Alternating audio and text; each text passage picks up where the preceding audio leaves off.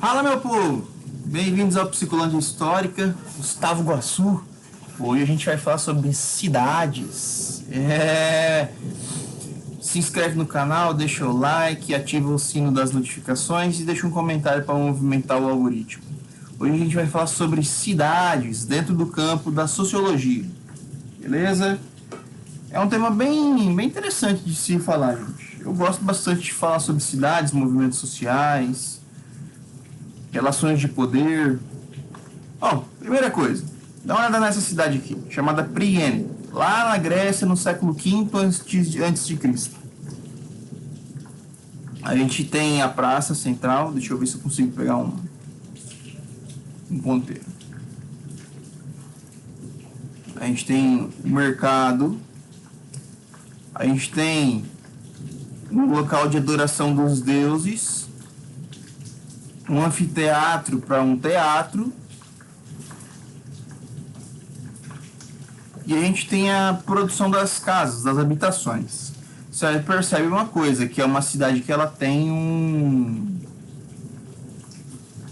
uma barreira de árvores protegendo ela.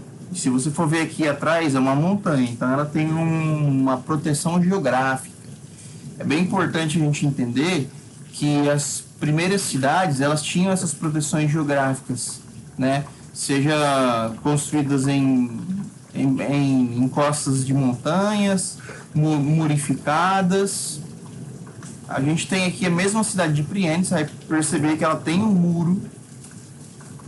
Esse muro é o que mantém a proteção, tanto social quanto espiritual. Por que espiritual? Porque muitas pessoas, a cultura grega, romana, acreditava que a muralha ela também protege a cidade de demônios, de maus espíritos. Interessante de se pensar essa dinâmica, né? Do muro como uma proteção espiritual. Então aqui dentro a gente está protegido, principalmente por causa de que dentro do muro a gente tem um templo religioso. Então aqui é a cidade de Priene, uma grande cidade, o mercado e o anfiteatro do teatro. Bom, a mesma cidade de Priene na Grécia Antiga. Então se percebe que lá no ano de de 500 a.C., 1000 a.C., 2000 anos a.C., a gente já tem uma produção de cidade extremamente... Qual seria a palavra que eu poderia usar? Extremamente sofisticada para a época, né? Cidades, inclusive, que até hoje a gente tem sítios arqueológicos a respeito dela. As primeiras cidades, então, elas eram feitas por muralhas. Essa muralha ela tem a proteção social contra inimigos. Então, a maioria das cidades da antiguidade são murificadas.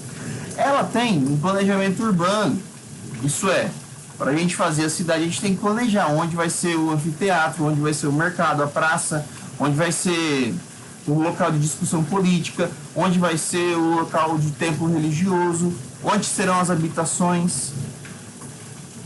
Então, aqui você tem uma organização por locais de importância. Voltando à imagem, no centro da cidade, os locais principais a qual a população terá acesso. Seja para o templo religioso, para o anfiteatro de teatro ou para o mercado para discussão da polis. Nós temos também uma harmonia e modelos de ordem. Você percebe que há uma harmonia no centro da cidade. Aqui você tem um zigurate. Esse zigurate ele é da cidade de Ur, uma cidade lá da Mesopotâmia antiga. Mesopotâmia foi o local de desenvolvimento das primeiras cidades. Aqui também murificado, aqui é uma grande fortaleza para proteção espiritual. Esse zigurate ele tem característica religiosa. Aqui é a cidade de Ur, de Mesopotâmia. Você percebe que os locais de habitação são quase parecidos. E a cidade ela tem no meio dela um rio.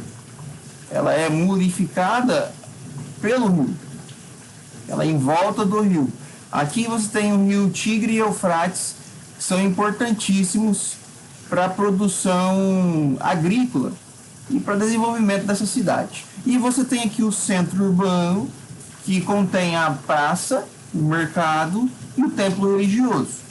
Lá de 2000 a.C., olha para você ver, 4.000 anos atrás, 4.026 anos atrás, como que a cidade ela é bem sofisticada. Aqui você tem Roma no século IV depois de Cristo. Essa é uma pintura, tá? Porque no século IV depois de Cristo, Roma vai ter uma série de invasões e ela será destruída em grande medida. Então ela não está assim desse jeito. Isso aqui é uma reconstrução de inteligência artificial. Aqui você tem um local para o anfiteatro para o circo. Não é o circo como a gente conhece, mas isso aqui é um local de diversão, de luta, igual aqui no Coliseu. Local de anfiteatro de luta. Você tem a praça central, o mercado. Você tem vários locais de participação pública. Se você for dar uma olhada aqui, você tem o aqueduto. Cara, então e a cidade de Roma ela é muito grande, né, gente? E você percebe que ela não tem um planejamento, né? Isso que é interessante, é uma cidade que ela não tem planejamento. As ruas são totalmente embaralhadas e assim por diante. Aqui você tem na Argélia uma cidade, essa aqui é uma foto já atual, é um sítio arqueológico de uma cidade romana lá na Argélia, porque vamos lembrar, o Império Romano ele teve grande espaço de conquista, então, tanto a parte da Europa, quanto da Ásia e quanto da África, a Roma antiga chegou a dominar. Aqui você já percebe uma produção um pouco mais sofisticada e inteligente, que são os quadrados, né? Os quarteirões. Aqui eles já são bem planejados, essa cidade, diferente da cidade do ano de 200 anos atrás. Então você tem uma cidade de século IV e você tem uma cidade do século II. Então essa 200 anos de diferença, perdão, do século IV depois dessa cidade aqui. Você tem 200 anos de diferença e o planejamento urbano é uma novidade. Você tem também a cidade de Alepo, lá na Síria, do século XV. Então olha para você ver. Aqui você tem o centro da cidade, o castelo, poderia-se dizer assim, o local da nobreza, e você tem parte das outras cidades coloridas. Pelo menos a parte arquitetônica ela mantém uma certa característica específica, quadriculados, há uma certa harmonia, porém é uma cidade que ela não tem também um planejamento urbano de desenho de quarteirões, etc. Aqui você tem a cidade proibida lá de Pequim, murificada, também caracterizada por essa produção, por essa proteção espiritual. É uma cidade muito bonita de se ver. Aqui você tem a cidade de Nuremberg, ela é murificada também, e a cidade ela é feita de uma maneira, digamos assim, espontânea. As pessoas vão entrando, vão chegando e vão construindo. E você tem no centro da cidade, ou na parte alta, o castelo, que vai representar o poder da nobreza, e você tem a parte religiosa, que também está acima. Grandes cidades, ou mais uma parte religiosa, grandes cidades da antiguidade, da Idade Média, sempre colocavam os templos religiosos acima da parte comum da cidade. Por quê? Para mostrar a importância da religião. E claro, como a importância da religião ela é representada a partir de pessoas, vamos imaginar na Idade Média, a Igreja Católica. A Igreja Católica ela precisa construir a igreja acima para tanto representar um poder que a igreja tem maior que as pessoas, como também os membros dessa igreja. Aqui você tem uma cidade de Viena, do século XV, também tem essa característica de produção maior, os grandes castelos, as grandes torres, sendo representada pela parte religiosa. Aqui você tem a cidade de Constantinopla, também murificada, ela é do século XV, essa pintura. Ela vai representar o centro da cidade. Também você tem templos religiosos, são os castelos mais sofisticados. Cara, muito bonita essa cidade. E você tem aqui no século XIX já uma cidade industrial, representada pela quantidade de pessoas, uma pintura do Gustave Doré. Eu sempre gosto de usar essa pintura na sala de aula para representar a primeira revolução industrial e a cidade de Londres.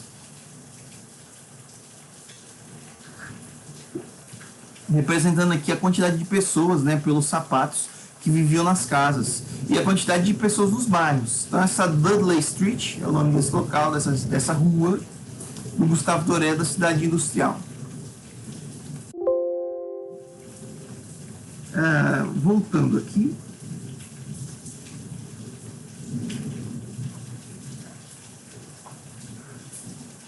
Então, gente, mostrando um pouco dessa, digamos assim,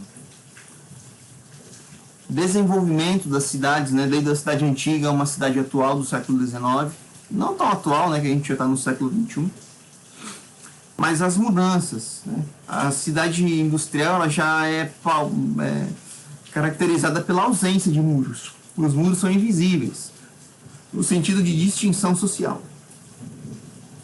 Apesar que essa distinção também existia em outras cidades de outros tempos.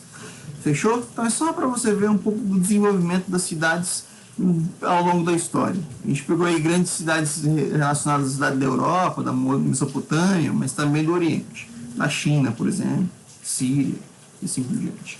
Fechou? Tamo junto, é nóis!